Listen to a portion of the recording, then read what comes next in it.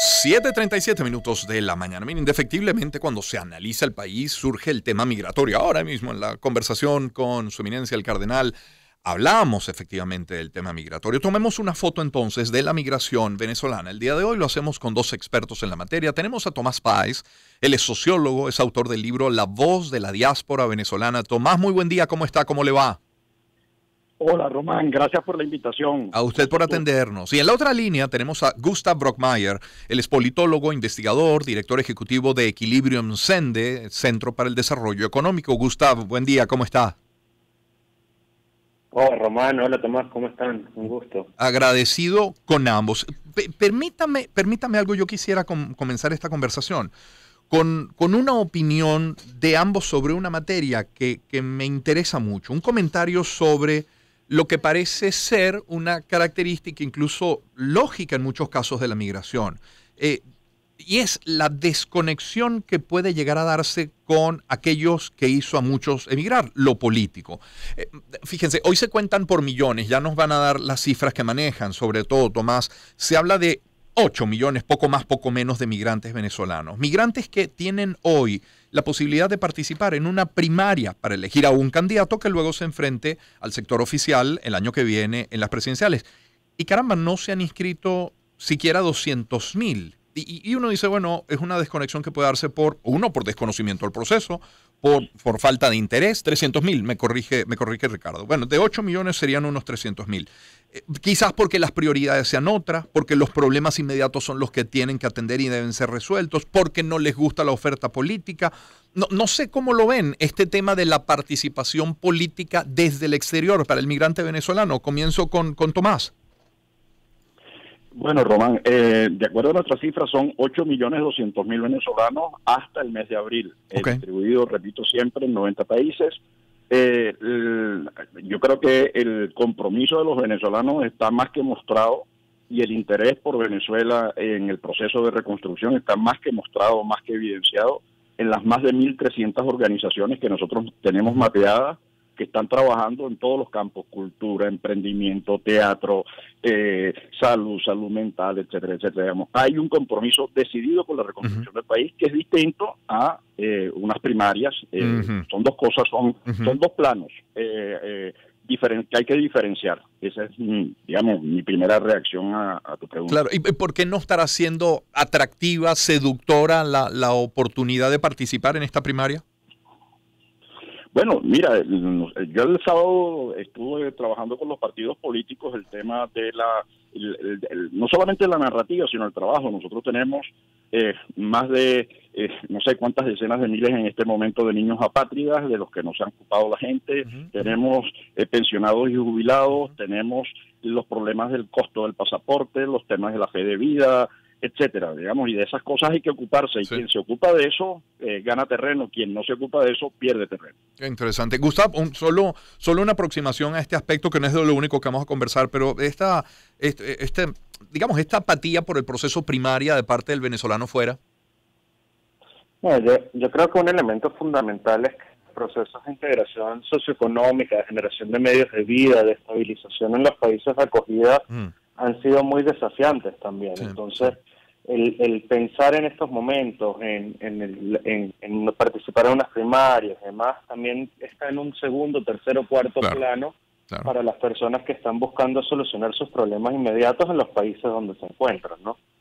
Sí, coincido. Por eso decía en la introducción, bueno, las prioridades puede que sean otras y es comprensible. Los problemas inmediatos son los que tienen que ser resueltos. Ahora sí, vuelvo con Tomás y bueno, este planteamiento para ambos. Apartando este aspecto político que era de mi curiosidad, ¿qué dice la foto migratoria de hoy? Tomás habla de 8.200.000 hasta el mes de abril, repartidos en 90 países, pero va cayendo esa tasa de migración, el número de migrantes, aunque se mantenga, la tasa va cayendo. ¿Y cuáles son sus características, Tomás, en términos de sexo, edad, nivel educativo de los que aún hoy siguen saliendo? A ver, siguen saliendo. No lo paró el COVID, no lo paró el post-COVID. La gente sigue saliendo, se está reestructurando y reconformando el flujo migratorio hacia dónde se dirige.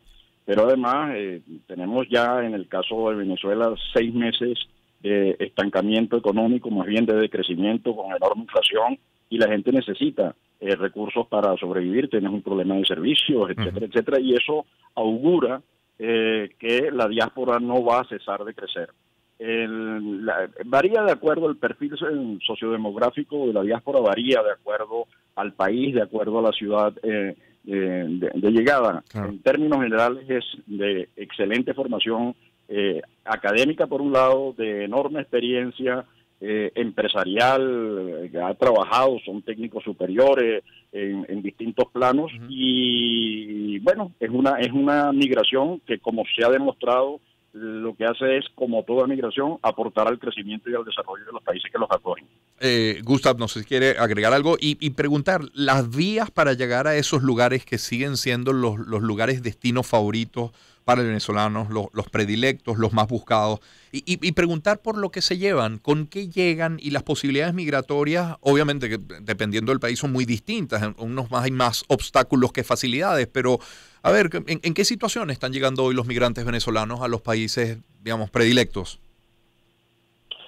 Para mí, algo que es fundamental es que los flujos están cambiando. Si bien siguen saliendo las personas, como comenta Tomás, estos flujos también de personas migrantes que ya habían salido y se encontraban en Perú y ahora están yendo a México, o están yendo a Estados Unidos, personas que se están movilizando en la región, también han tomado mucho más vuelo. Las personas, el perfil de las personas ha cambiado un poco, están saliendo cada vez más mujeres, están saliendo cada vez más niños, niñas y adolescentes o adultos mayores en proporción.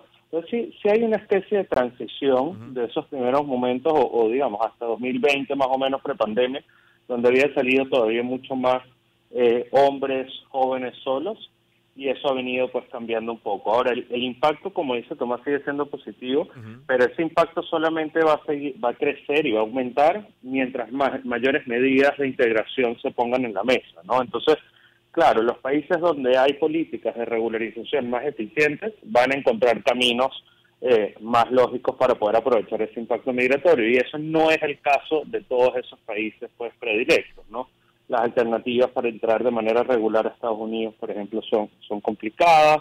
Entonces, claro, dependiendo de las políticas migratorias que aplica cada país, dependiendo de las estrategias de integración socioeconómica, de cómo se prioriza esta temática, los procesos de integración pueden llegar a ser muy diferentes, y el aporte y el impacto de la migración puede ser más limitado si no se ponen pues las acciones correctas, y las acciones tienen que ser pensadas en el largo plazo.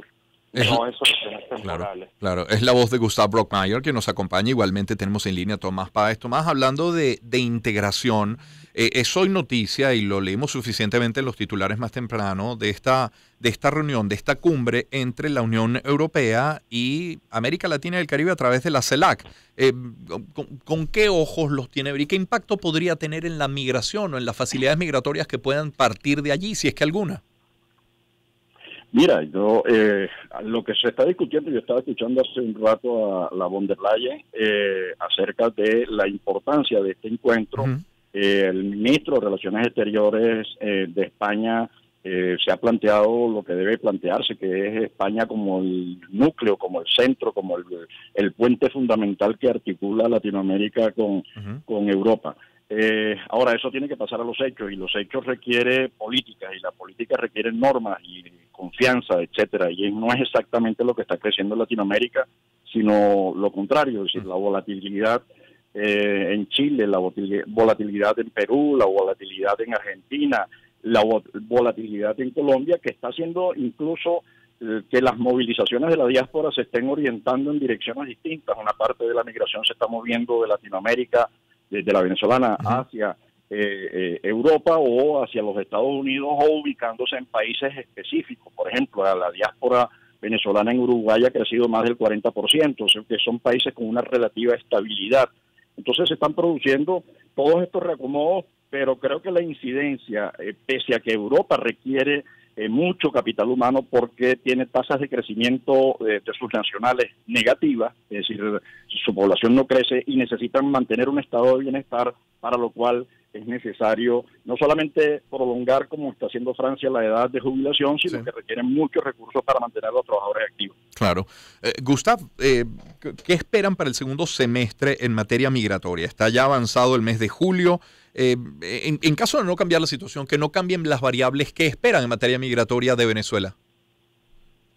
Yo creo que un factor que va a influir en lo que va a suceder en estos próximos meses tiene que ver con la misma situación en Venezuela, ¿no? La situación económica en Venezuela ha estado golpeada en lo que va de año y eso va a generar otra vez que más personas se repiensen y planifiquen un proceso migratorio. Nosotros tenemos, la información que manejamos nos habla de que todavía tenemos alrededor de la mitad de los hogares que han evaluado la posibilidad de emigrar, alrededor de un 30% de hogares en Venezuela que tendrían intenciones o miembros en el hogar con intenciones concretas de emigrar. Entonces, yo creo que lo que hemos visto en esta primera mitad de año ha hecho que muchas personas se repiensen otra vez el proceso. Ahora, estos procesos migratorios que vamos a empezar a ver en el futuro cercano, yo creo que van a tener unas características distintas. Van a empezar a buscar llegar directamente a los países, digamos, más desarrollados. Entonces vamos a ver un proceso probablemente un poco más planificado en cuanto al proceso migratorio. Si la opción es Estados Unidos, vamos a seguir viendo altos riesgos, pero yo creo que vamos a empezar a ver mucha más apuesta por Europa y sobre todo también por parte de personas que ya habían migrado previamente y se encontraron en la región y van a empezar a evaluar alternativas en Europa donde parecen haber canales para estar de forma regular un poco más amplios. Tenemos también a Tomás Páez en la línea telefónica. Tomás, cuando se analiza el tema migratorio, obviamente me imagino que manejan escenarios. Habla, por ejemplo, Gustav, de una variable o un factor, el económico. ¿Cuáles son otros factores que pueden estar sobre la mesa? Si hay o no hay primaria puede ser uno, si se controla o no la inflación, ya teniendo que ver con la economía, si hay mayor o menor acceso a dólares. O sea, ¿cuáles son los supuestos que podrían cambiar esa dinámica migratoria? Bueno, esa lista que tú acabas de incorporar hay que agregar otros elementos. ¿Cuáles? Por ejemplo, no hay gasolina, es difícil movilizarse, después tienes los servicios de educación, tienes primaria, secundaria y las universidades, la caída de algunas facultades, nos decía Humberto Rojas, en algunas facultades como Ingeniería y Ciencias la caída del número de estudiantes ha sido de más del 70%. Entonces, la Universidad de los Andes hay áreas en las que no hay ni siquiera bombillos. Entonces, todo eso conspira, toda esa sumatoria, economía, servicios, electricidad, agua, toda esa cosa elemental de calidad de vida está conspirando a favor de que la migración permanezca y crezca. Claro. Bueno, a ambos, Tomás, gracias por este tiempo. Gracias a ustedes. Igual, Gustav, gracias por este tiempo esta mañana. Gracias por la invitación, cuídense. Un gusto siempre escuchar a ambos. Tomás Páez es sociólogo, autor del libro La voz de la diáspora venezolana, es toda una autoridad en materia migratoria para nuestro país. Y luego Gustav Brockmeyer es politólogo, investigador, director ejecutivo de Equilibrium Sende, Centro para el Desarrollo Económico.